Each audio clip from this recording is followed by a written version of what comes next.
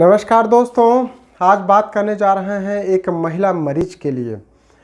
एक पेशेंट जबलपुर से दिखाने आई जिसको पेट में लगातार 2 वर्षों से दर्द हो रहा है। पेट दर्द के लिए उसने कई सारे चिकित्सकों को दिखाया और उनसे सलाह लिया। कई सारा उसने इन्वेस्टिगेशन भी कराया।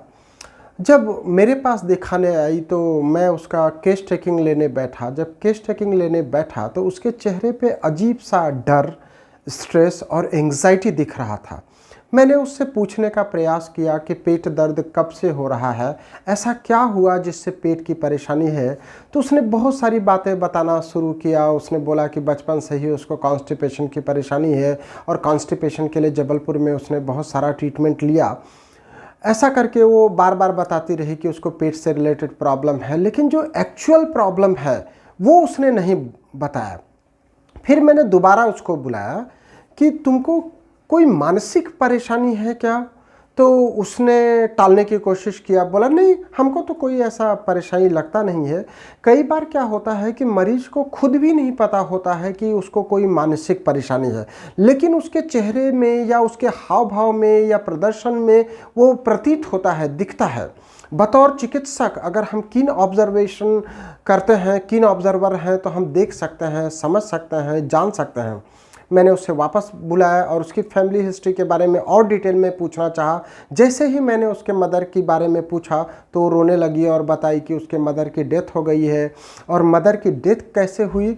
उसको स्टमक कैंसर था, उनकी मदर को स्टमक कैंसर था और स्टमक कैंसर के कारण उनकी डेथ हो गई। तो ये लेडी को पेट में दर्द हो रहा है। पेट में दर्द तो छोटी समस्या है, फीमेल्स के पेट में दर्द एकदम कॉमन सी कंप्लेंट्स है। मेरे पास तो जब मेल पेशेंट आता है और वो बोलता है कि पेट में दर्द हो रहा है तो मैं उसको बोलता हूँ कि आप क्या महिला हैं? महिलाओं को पेट दर्द होता है, पुरुषों को तो बहुत कम पेट दर्द की शिकायत होती है।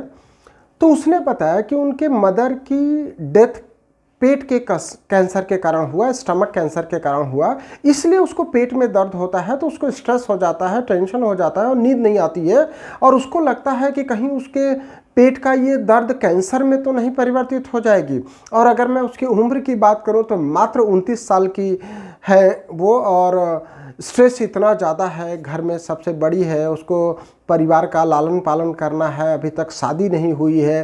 परिवार के पालन में कई बार परिवार की जिम्मेदारी बढ़ जाती है और जिसकी मदर एक्सपायर हो जाएगी और बड़ी बेटी होगी तो उस बड़ी बेटी के ऊपर मानसिक जो है स्ट्रेस, बहुत ज़्यादा तनाव बढ़ जाता है। उस तनाव का इफ़ेक्ट उनके शरीर पर दिखने लगता है। तो मैं ऐसे सभी परिवारजनों को निवेदन करूंगा, मैं कोई कहानी कहने वाला नहीं हूं, मैं कोई लेखक नहीं हूं, मैं कोई कवि नहीं हूं। मैं तो आपसे उन्हीं मरीजों की बात करता हूं जो हमारे पास डेली आते हैं और जो अपनी बात बताते हैं। मेरे इस वीडियो का केवल इतना मात्र संदेश है कि अगर इस तरीके का कोई परिवार आपको दिखता है, कोई बच्ची आपको दिखती है, कोई व्यक्ति इस तरह की परेशानी से जूझ रहा है, दुखी है, तो उसको तुरंत होम्योपैथिक डॉक्टर से मिलवाइए, उसको सारी बात बताइए। होम्योपैथी चिकित्सा लक्षण बेस्ड होती है, इन्वेस्टिगेशन का भी बहुत महत्व है। इन्वेस्टिगेशन हम उन लक्षणों को कंफर्म करने के लिए करते हैं। कई बार इन्वेस्टिगेशन में कुछ नहीं आता लेकिन परेशानी बनी रहती है। पेट दर्द के कई सारे कारण हो सकते हैं, ओवेरियन सिस्ट हो सकता है, फाइब्राइड हो सकता है, रीनल स्टोन हो सकता है, स्टमक में कोई परेशानी हो सकती है, GERD हो सकती है, इसोफेजाइटिस हो सकती है, IBS हो सकता है, कई सारी समस्याएं हो सकती है, पेट से रिलेटेड हो सकती है। लेकिन मानसिक परेशानी जो है वो भी पेट दर्द, एसिडिटी या जलन करा सकती है। अगर आपको नींद नहीं आता है तो आपका डाइजेशन पुअर हो जाएगा और वो डाइजेशन अगर आपका प्रॉपर नहीं होगा तो उससे भी पेट की परेशानी आपको बनी रहेगी। तो आप खाने में प्रॉपर डाइट लीजिए, फाइबर्स लीजिए जिससे आपका पेट अच्छा रहे। पानी की मात्रा में कमी नहीं आने देना चाहिए ताकि आपका डाइजेशन प्रॉपर हो। आप हो सके तो पपीता का सेवन करें, हो सके तो अंकुरित अनाज का सेवन करें और तेल मसाला या जो फास्ट फूड है उससे बचने की कोशिश करें। और होम्योपैथी में बहुत अच्छी दवाइयां हैं। अगर मैं होम्योपैथिक मेडिसिन की बात करूं तो नक्स वोमिका जो है वो पेट के लिए बहुत अच्छी दवाई मानी जाती है। वो माइंड पे भी अच्छा काम करती है, नींद पर भी अच्छा काम करती है। इसी के साथ साथ अन्य अनेक दवाइयाँ हैं जो कॉन्स्टिपेशन पे काम करते हैं, चाहे मैं एलुमिना की बात करूं, सीपिया की बात करूं, सिलिशिया की बात करूं, नेट्रमिर की बात करूं।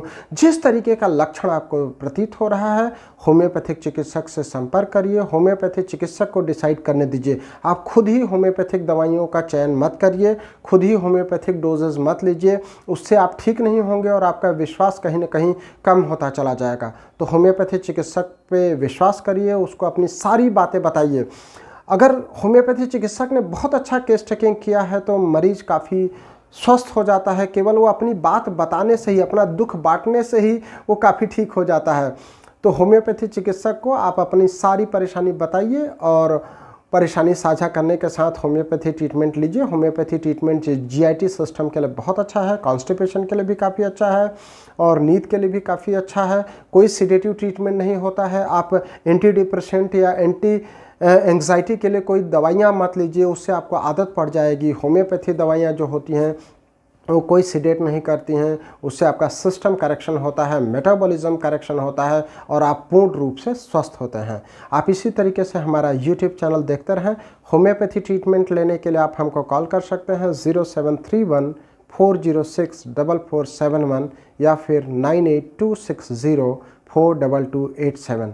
थैंक यू, धन्यवाद, नमस्कार।